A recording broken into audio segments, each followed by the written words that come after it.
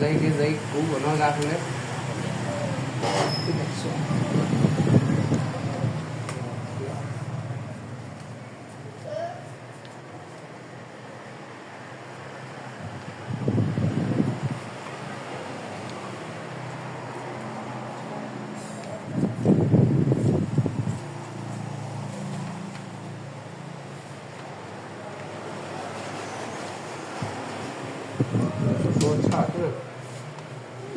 tôi xem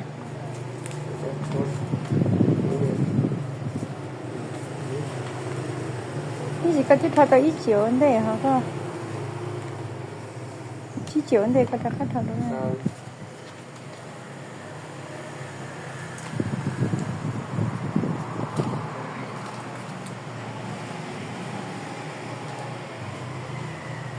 Đến chỗ ai này?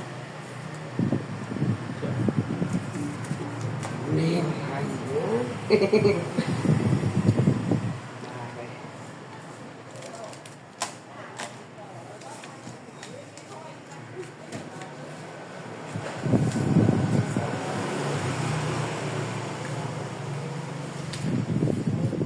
Chả là thiếu chả chả nào tôi có cho có cái gì đấy chẳng đâu giặt cho chơi mà nhẹ bố chào máy làm gì mà máy nó đến thừa cho mình rồi rút ra cây đến thừa cho mình đến lại ra nào đến lại 1 triệu rút mấy triệu rút 5 triệu đưa vợ 1 triệu rồi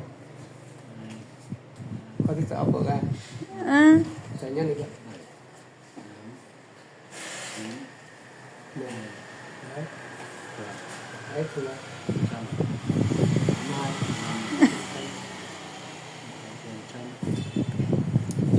sai sao ở đây rồi 1 triệu đúng không? có thói bên lửa đi thôi nó rít thì rít được cái tiền này đấy. Lúc hay mà lần thừa 3 triệu thừa 300 thừa 3 triệu thế thì là của mình nữa cái tiền của mình á đây là mình đưa 1 triệu đó vợ rồi mà vẫn còn dư 300 cho vợ thôi đưa 100 cho bác đi đưa tiền được một không cho không hay cho nó 100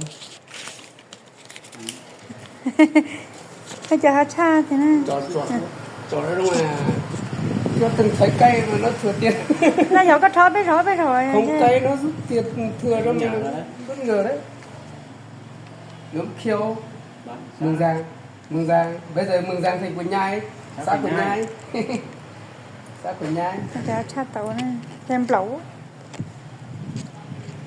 nó cứ đưa tiền ra là mình cứ nhặt lên thôi kệ nó cái việc của nó mà đếm thừa là việc của nó nhiều người còn mất tiền với nó ấy nó không nhả ra đâu nhiều người là lệnh ra rồi nhưng mà tiền không ra đâu chắc thế nhỉ có điện thoại đấy cho cái đó mà 03146 8012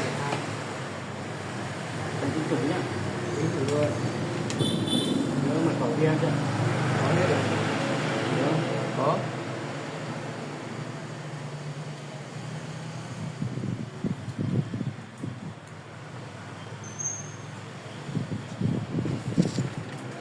tiền đăng ký trả ngoài hay không luôn ở đây tiền đăng ký xe không luôn nhá tổng kết là bao nhiêu nhỉ? Đăng ký 1,5 triệu 1,5 triệu nhiều thế rồi con kia 1 triệu con này 1,5 triệu con này là 5 hộp đấy nha những kia toàn lấy 1,5 triệu 1,6 đấy Alpha nó lấy 1 triệu dùng con sẽ tích hợp cái gì ra thấy có tích thì con này 40 triệu cơ mà 40 triệu thì tiền thuế nó thôi cứ để đây một cứ để số đăng ký để ngoài đi này em toàn lấy 1,5 triệu hết 1,250 con đấy thì nó lấy 1 triệu 900 Alpha lên 900 mình phải gửi sang bên kia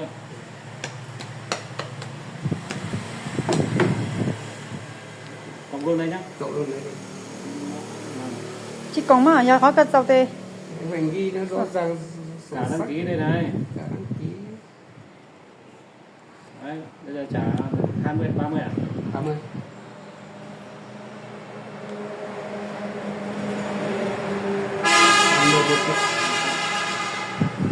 không có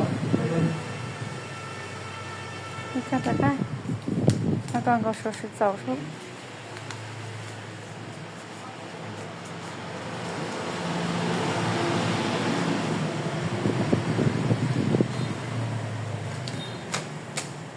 cho nó cái tổ chức cho chi phối cho cái bác điểm này được. Sang cài cái má Honda chú ơi. Sang chú nhờ đi. Rồi. Rồi.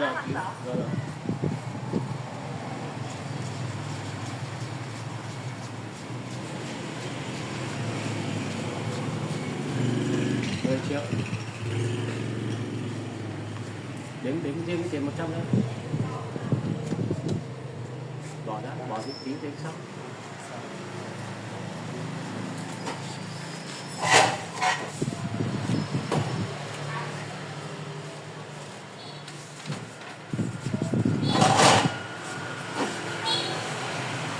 Cho cổ ít một cho kéo kia.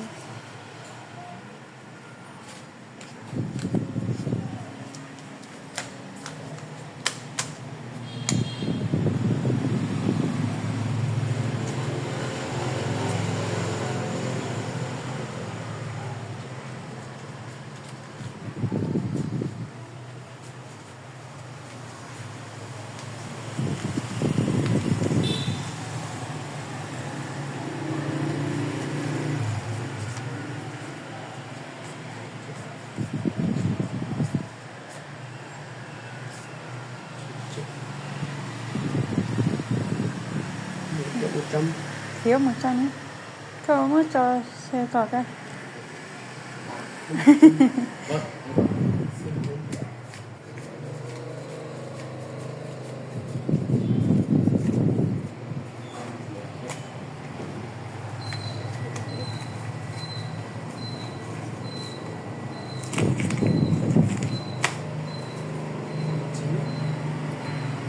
Đây, bù thằng đây rồi.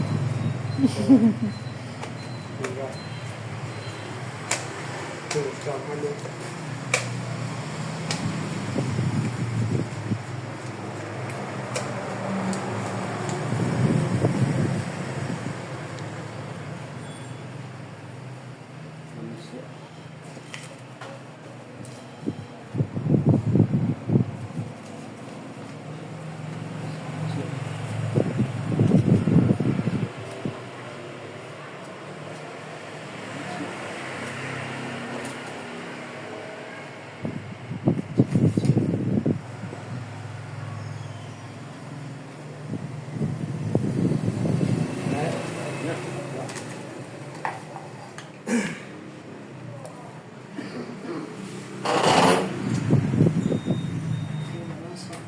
Đăng ký con xe cũ cầm nhé.